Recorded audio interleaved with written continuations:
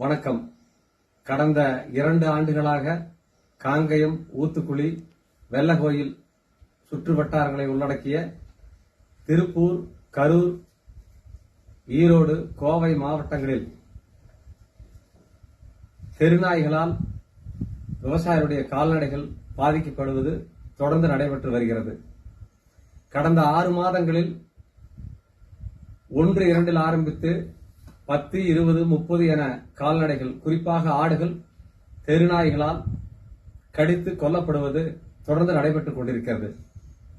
இந்த பிரச்சனைக்கு தீர்வு காண கோரி விவசாயிகள் பலமுறை மாவட்ட நிர்வாகத்தை தொடர்பு கொண்டும் இதுவரை உருப்படியாக எந்த செயலும் நடைபெறவில்லை.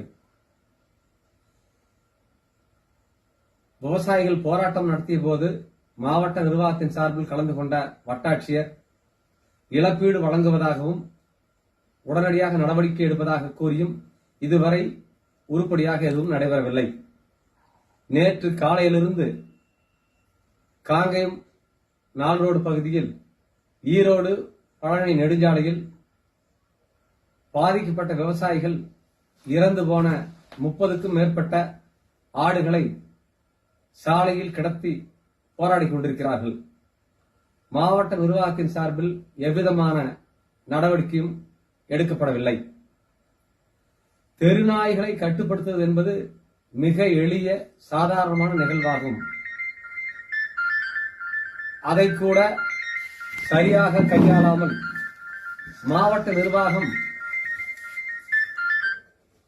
நடந்து கொள்வது மிகுந்த வருத்தத்தை அளிக்கிறது. ஆகவே மாவட்ட நிர்வாகம் உடனடியாக இதில் தலையிட்டு இறந்து போன ஆடுகளுக்கும் கால்நடைகளுக்கும் உடனடியாக இழப்பீடு வழங்கும்படியும், போர்க்கால அடிப்படையில் தெருநாய்களை அப்புறப்படுத்தும்படியும் அன்போடு கேட்டுக்கொள்கிறோம். விரைந்து மாவட்ட நிர்வாகம் இதில் நடவடிக்கை எடுக்கவில்லையானால் மிகுந்த சிரமங்களை எதிர்கொள்ள நேரிடும்.